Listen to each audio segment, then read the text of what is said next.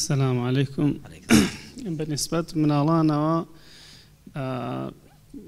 مناڵ تەوزیع کرێ بەسەر دوو پۆلێنە. پۆلێنێکیانەوەی کە هەر نەخۆش نییە، ئەمە هەر ڕای جیاواز هەیە کە دایک و باوکەڵێ ئایا بە ڕۆژوو بێ وەلا چ تەمەنێکەوە بە ڕۆژوو بێ باشترە.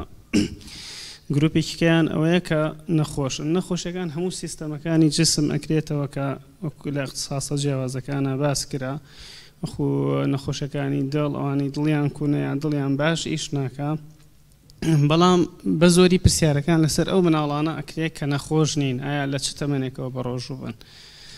مناڵ لە دوو لایەنەوە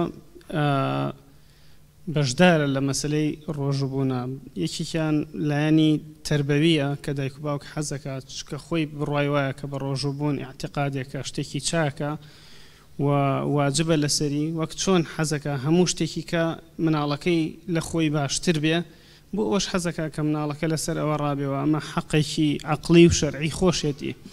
بۆیە مناڵ بەحسی زۆر کراوە لە بەریتانیا و لە ئەڵمانیا بەحسەیە، لە سعودی بەحسانێکی یعنی زۆر هەیە، بەحس وەکو خیبرە و تەجربە کە مناڵ تا تەمەنێکی زۆر کەم توانای بە ڕۆژووبوونی هەیە. ڕۆژووبوونی مناڵ لە کلتورە جیاواز و زمانە جیاوازەکانە ناوی هەیە. چۆن لە کوردەواری خۆمانە ئێمەش ناومان بۆ داناوە ڕۆژووی متەقەطع هەیە کە تا چەند سعاتێک بە ڕۆژوو بێ، مەسەڵەن تانی وەڕۆ بە ڕۆژوە بێ یا تا عەسر، دوای ئەوە یشکێنەوە پێڵی ئەمە ڕۆژەکەی تۆ دروستم بۆ مناڵانەی کە لە خوار تەمەنی 10 ساڵەوەن. چونکە تەمەنی باڵغبوون کە لایەنی شەرعیش ئەڵێت تا باڵغبوون لەسەری نییە، لایەنی عیلمی کە جاران 12 و 14 ساڵیان دانا، ئێستا وردە هێنایانە خوارەوە. ئێستا زۆر لە زۆر کتێبەکانی مناڵانە کە تێکسبوک هەموو عالم کە لەسەری ئەڕوا وردە باڵغبوونیان دابەزان بەرەو تقریبا 8 ساڵ هاتووە، زۆر دابەزیوە کە جاران 10 ساڵیشیانەوت، پێش ئەوە 12 ساڵ بوو. و خیبرەش هەیە لەسەرەوەی کە مناڵ توانای بە ڕۆژووبوونی هەیە لە تەمەنی 4 بۆ 5 ساڵیەوە، ڕۆژووی کامل نەک ڕۆژی متەقەطعیش. ئەمە خیبرە هەیە لەسەر ئەوە، بەڵام مەرج نییە هەموو ڕۆژەکە بە ڕۆژوو بێ، ئەوەنەی کە توانای هەیە. و شێوازی ڕۆژوگرتنەکەش ئەوەی کە لە صيام العصافير لە عرب کلتوری عربە ئەوها بەناوبانگە ئێمە توانین تا ئەو لەحزەیە لەگەڵ مناڵەکەیە بڕۆین کە قودرەتی پێ هەیە، لەلایەنی عیلمیشەوە وایە.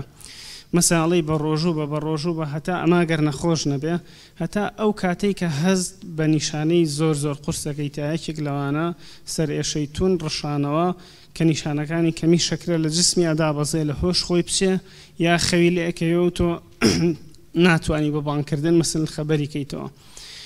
ئەگەر هاتو مناڵەکە خطورەت لەسەری هەبوو لە تەمەنێکی کەمە، باشتر وایە تا ئەو سەعات و ئەو لەحزەیە کە لە ڕۆژەکە ئەتوانێ بە ڕۆژوو بێ تا ئەوەنە لەگەڵی بڕۆی. بەڵام بیرکردنەوەی دایک و باوکان بەو شێوەیە کە مناڵ توانای بە ڕۆژووبوونی نییە، لە فکری زۆرێک لە دایک و باوکە وایە وا زانێت کە مناڵ توانای نییە بە ڕۆژوو بێ. بەڵام زۆرێک لە بەحسەکان یعنی کە کراوە ئەگەر مناڵێک هیچ نەخۆشێکی خەزنکردن لە جسمیان نەبێ، ئەوانەی کە ئێمە پێڵێن inborn error of metabolism, lipid storage disease, glycogen storage disease، ئەوانەی کە قودرەتی خەزنکردنی چەوری و یا شەکر لە جسمیانە نییە، ئەگەر ئەمانەیان نەبێ توانای هەیە تا نزیک 24 ساعتیش ئەتوانێ بەبێ خواردن بژی، بەبێ ئاویش ئەتوانێ بژی. و لە زۆر حەوادیسە هەبووە کە بینی شتانە خۆشیان زیاتر لەوە ژیاون بۆ 4 ڕۆژ و 5 ڕۆژ و هەیە، یعنی ڕپۆرت کراوە کە ئەمە توان بژین، شتێکی یعنی علمیە نەک شتێکی مەسەلەن خەوارق بێ لە عادە. فمناڵ باشتر وایە بە ڕۆژوو بێ، بەشدار بێ لەو خۆشیە ڕۆحی کە دایک و باوک بەشدارەتیایە، و بەشدار بێ لەو ئەکتیڤیتیانەی کە لە ڕەمەزانە هەیە، ئەڕۆنە مزگەوتەوە، بەشدار بێ لە ڕۆژوشکاندنە. بەڵام باشتر وایە تەنزیمی خواردنیان بکرێ. ئێمە هەموو دایک و باوکێکەیەت بۆ لای دکتۆری مناڵان کێشەی لەگەڵ تەنزیمی خواردنی مناڵەکەیەتی. ئێمە هەمومان تەسلیمی عەتفی مناڵەکە بووین، هەرچی حەز لێ بێ ئەوەی بۆ ئەکەین، خۆشمانە زاین غەڵەتە. کەی حەزی کرد ئەڕوا بۆ دوکان، کەی خواردی ئەخوا، کەی پارەویست و ئەیتێ. ڕەمەزان هیچ نەبێ ئەو تەنزیمە دروست ئەکاتەوە کە ئێمە ئەڵێن ناتوانین، ئەڕوا شەکرە خوا، ئەڕوا شیرینی ئەخوا، ئەڕوا شتی خراپە خوا، دوای ئەڵێ ئەیهێنێ ئەڵێ گەشەی باش نییە. یەکێکە لە ترسەکان لە مناڵە هەیە کە لە گەورانیە، هەمووتان باسان کرد کە ڕۆژووبوون باشە بۆ ئەوەی کە وەزن دابەزێنێ. بەڵام دایک و باوک ئەڵێ من ئەمەوێ مناڵەکەم گەشە بکە، ئایا ڕۆژوبوون تەسیری لەسەر گەشە هەیە نەخێر زۆر بەحث کراوە کە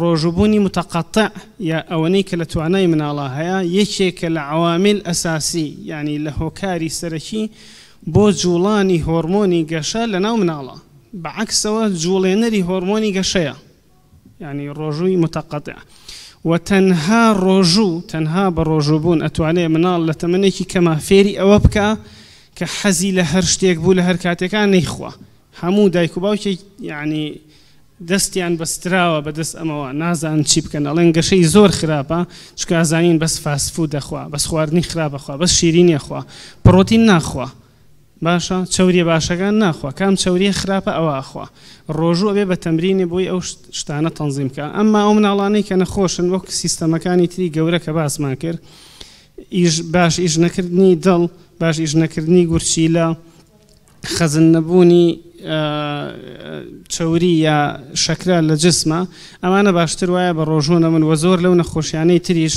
کە مناڵ قودرەتی نییە تەنزیمی خواردنی بکاتەوە ئەوانەی لێ دەرچێ هەموو مناڵێک توانای هەیە بە ڕۆژوو بێ لە تەمەنێکی زۆر کەمەوە لە 4 بۆ 5 ساڵەوە. زۆر سپاس.